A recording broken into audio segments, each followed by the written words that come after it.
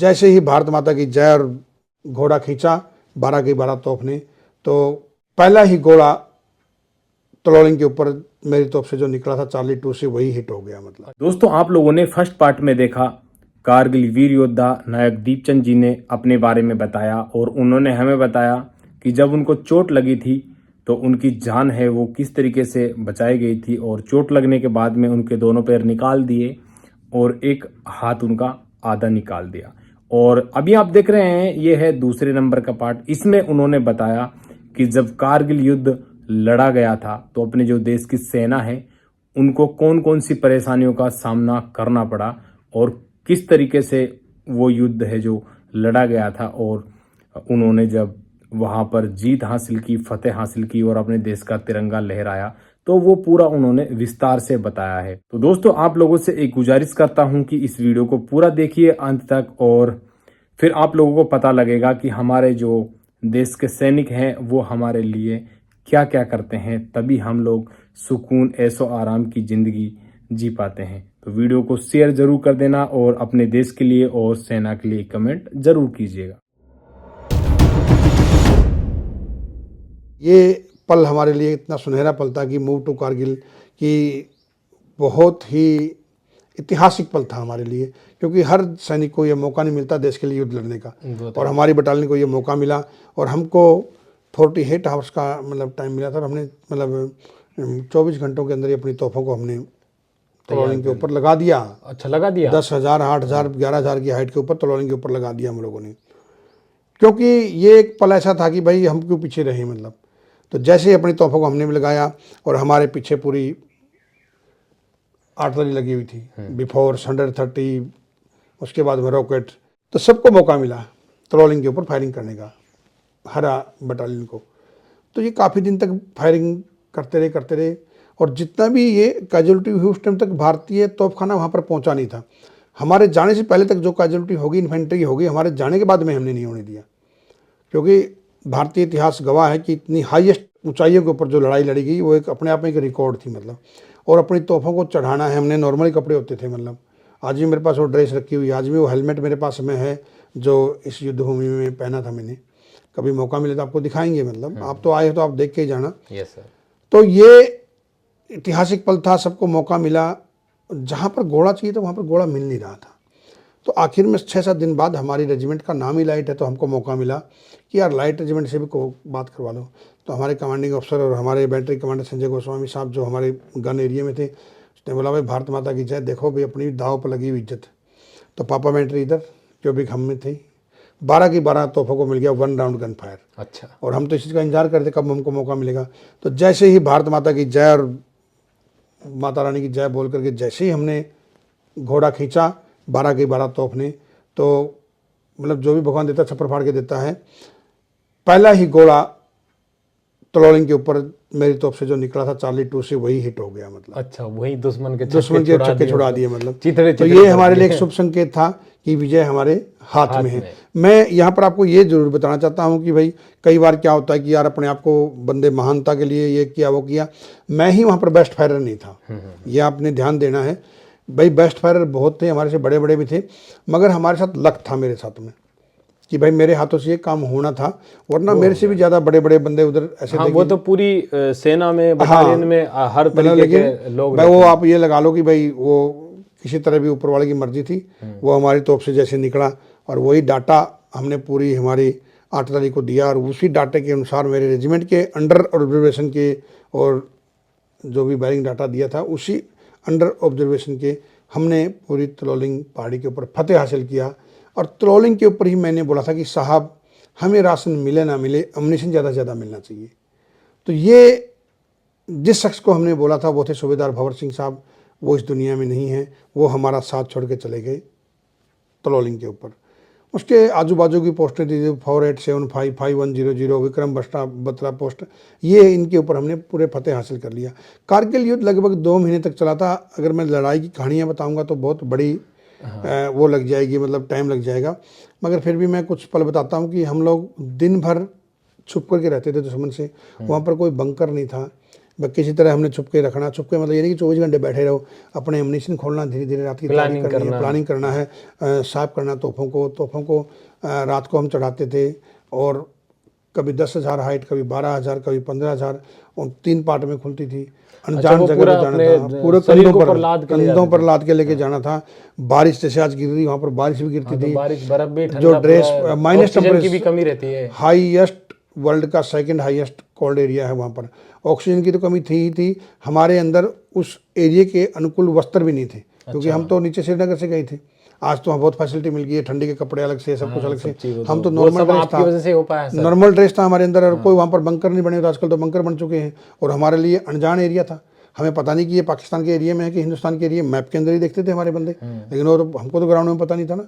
और आज तो आपके माध्यम से मैं बता रहा हूँ, आपके माध्यम से नहीं, मीडिया के माध्यम से, कि ये पोस्ट का ये नाम था। वरना हम तो तोपची थे, हमको तो दिखा दिया था बेटा ये है पहाड़ी सामने, ये है बैरिंग एलिवेशन, उड़ा दो। तो मतलब बता रहा हूँ आपको मैं कि 2 ही चीज़ें याद थी भाई, ये टाइगर हिल है, ये त्रोलिंग है। बाकी तो हमारे लिए सारी पहाड़ियाँ ही थी। मतलब वो तो अभी पता चला हमको कि यार इस पहाड़ी का नाम ये था वो था।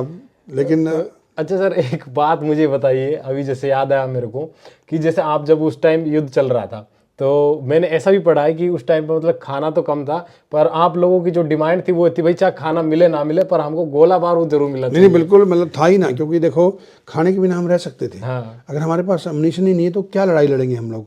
आज तक इतिहास गवाह, भूखा कोई इंसान मरा नहीं है। कभी देखा आपने, कोई सुना कि कोई भूख से मरा हुआ? नहीं मरा ना।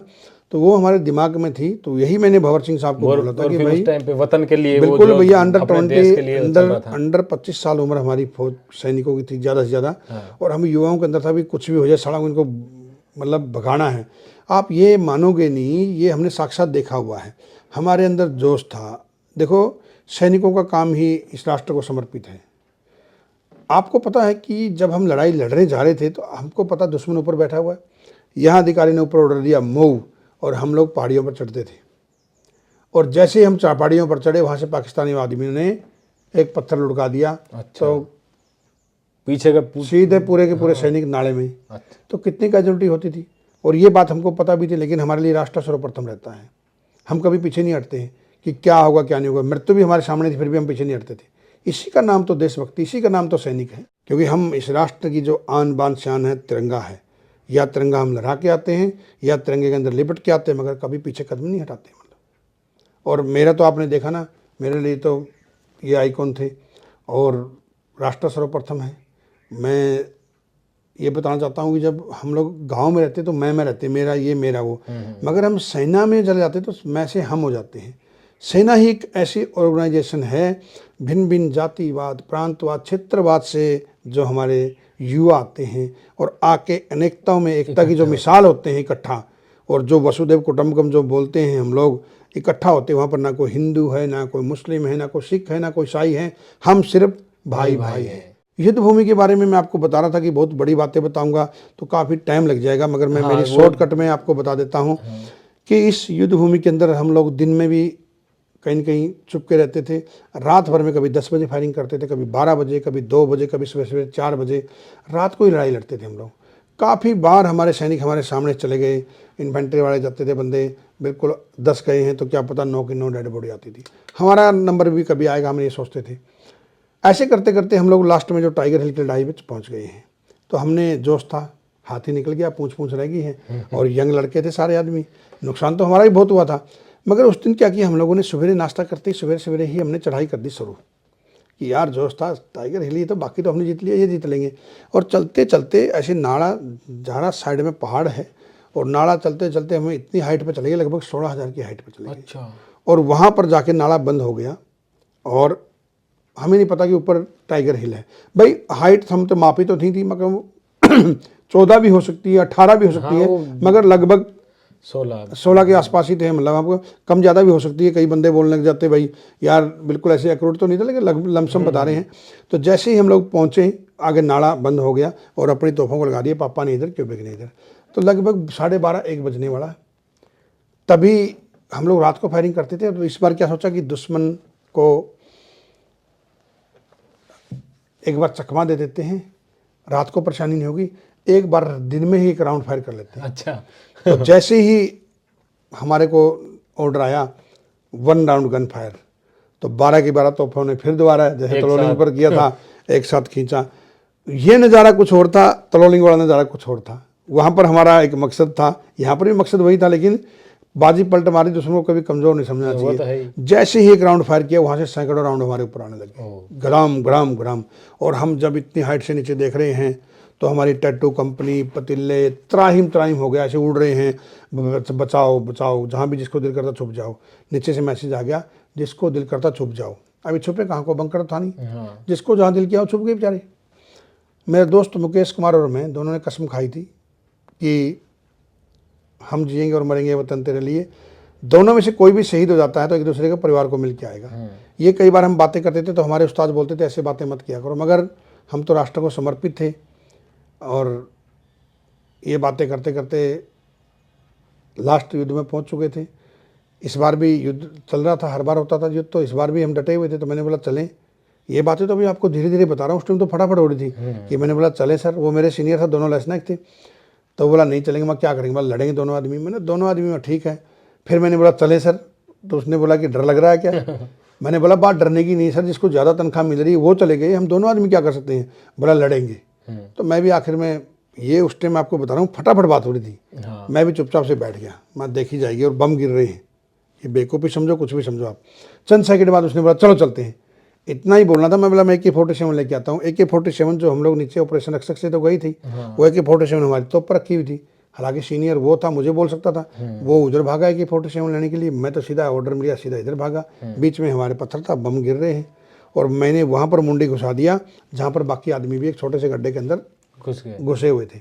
और वहाँ सामने हमारे धर्मगुरु पंडित कुमोती सिंह साहब बोलते, राम का नाम जपो, माता रानी को याद करो। हमने बोला गुरुजी सभी ने कि जो होना भी तो होगा, माता रानी को याद कर लो या श्री रामचंद्र जी को याद करो, जो भी होगा देखी जाएगी। कुछ मिनट बाद में फायरिंग बंद हो गई। तो आप मानोगे नहीं, उस छोटे से गड्ढे के अंदर एक के ऊपर एक हम पड़े हुए थे। ऑक्सीजन की कमी है, सांस लेने में दिक्कत है, 16,000 के लगभग हाइट है, मगर किसी का भी दम घुटने से मृत्यु नहीं हुई। अच्छा। जब हम निकले तो हम खुद हैरान आज भी कि छोटे से गड्ढे के अंदर 90 आदमी कैसे आए। उसके बाद में फिर 90 आदमी उसके अंदर चले गए, उसके अंदर से एक छोटे से गड्ढे, मतलब आप सोचिए। आज भी हम चंबित हैं कि भाई कैसे बचे, मतलब ये अपने आप में एक अचंभे वाली बात थी। मगर हर बार की तरह इस बार भी बोले भाई जान माल का क्या नुकसान हुआ बताइए। तो पापा बैटरी उधर चल दी क्योंकि बैटरी इधर थी। तो अब चलते चलते मेरे को बोले भाई दूसरा आदमी। मैंने बोला सर वो उधर भागा और मैं इधर था। बोले तुम लोग आ जाओ, तुम्हारे को बताएंगे, हर बार तुम लोग मानते नहीं हो। गलत बात थी, बात भी ठीक थी, ये कौन सी देशभक्ति भाई, हम भी मानते इसको, लेकिन जो भी था गलती किया है मत देखी जाएगी। बोले तुम आ जाओ। तो हम चलने लगे तो पापा बैटरी तो उधर चली गई, क्यों बैटरी तो चल रही धीरे धीरे, तो ऐसे मांस का टुकड़ा पड़ा हुआ। अच्छा। तो हम तो जूनियर थे, हमारे सामने राणा साहब और सुभाष सर थे। तो उनको बोला सर ये, बोले यार इतने पक्षी उड़ रहे, को पक्षी आ गया होगा। थोड़ा आगे बढ़े थे, मांस का टुकड़ा और मिला। तो हमने बोला सर ये, बोला यार कोई गिद्ध वगैरह आ गया होगा, राणा सर ने बोला, क्योंकि सीनियर वो थे उनकी।